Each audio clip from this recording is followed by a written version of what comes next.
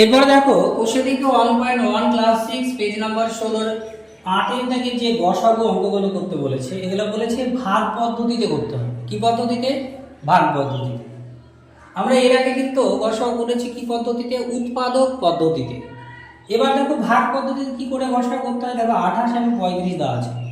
এই দুটো সংখ্যার মধ্যে বড় যেটা সেটাকে আমরা মিডিলে লিখব 35, আর যেটা ছোট সেটা দিয়ে ভাগ করব। তাহলে আমরা কি করি? 28 কে 28 একবার যাচ্ছে, কারণ 2 দিয়ে দিলে 56 বেশি হয়ে যাচ্ছে।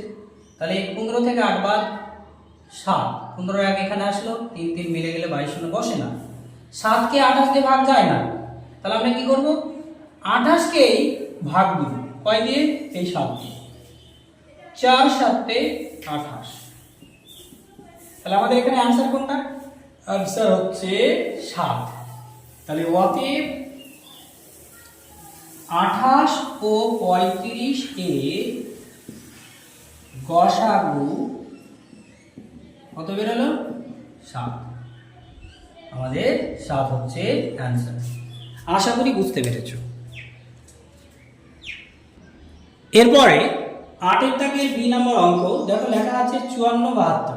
তাহলে একইভাবে 72 কে আমরা কি করব? মিডিলে রাখবো আর 54 দিয়ে ভাগ করব।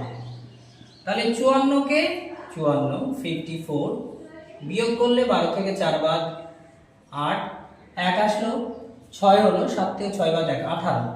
18 কে ভাগ করা যায় না 54। তাহলে আমরা কি করব? 54 কে 18 দিয়ে ভাগ করব। 54 মিডিলে 18 দিয়ে ভাগ, 18 কে 18 3 18 54। তাহলে উত্তর কত হলো?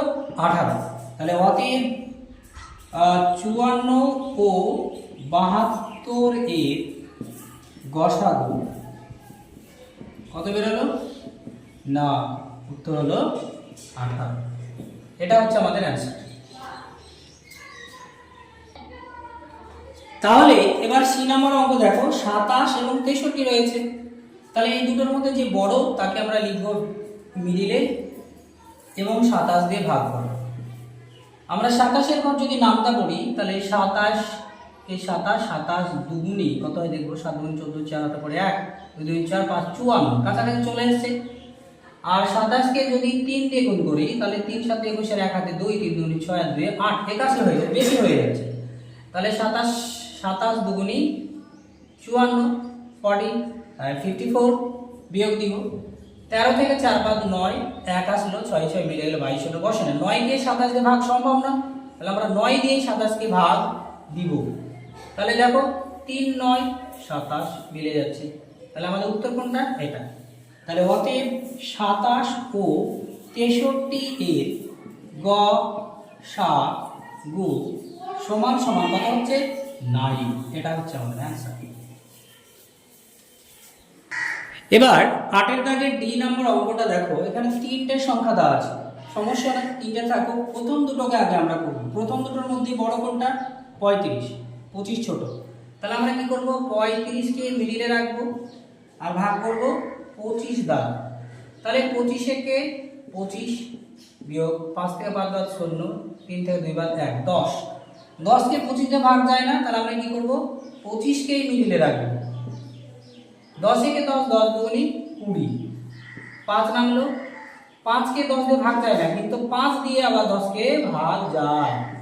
তাহলে 5 দুগুণী 10। তাহলে এখানে কত পেলাম? উত্তর 5 পেলাম। এবার কি করতে হবে? এই লাস্টে যেটা আছে 45, এই 45 কে এবার আমরা ভাগ করব। কয় দিয়ে ভাগ করব?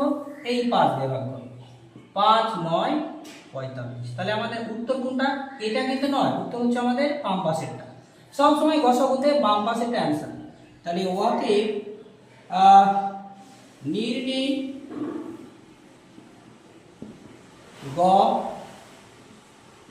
গসাগু সমান কত?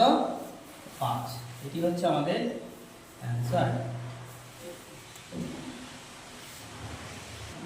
এরপরে 8 এর দাগের ই নাম্বার অঙ্কটা দেখো, এখানে 3টা সংখ্যা দেওয়া আছে। সব থেকে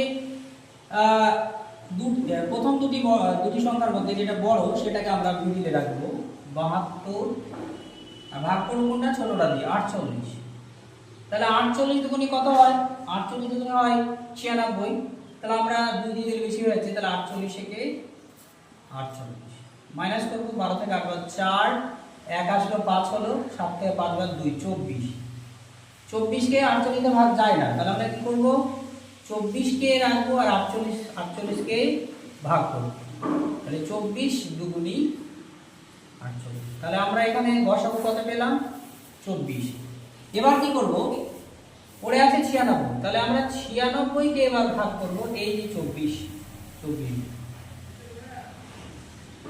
24 4 24 96। তাহলে আমাদের অ্যান্সার কোনটা? এইটা বাম সাইডে 24। তাহলে অতএব 48, 72 ও 96 এর কি না আমরা করছি গসাগু।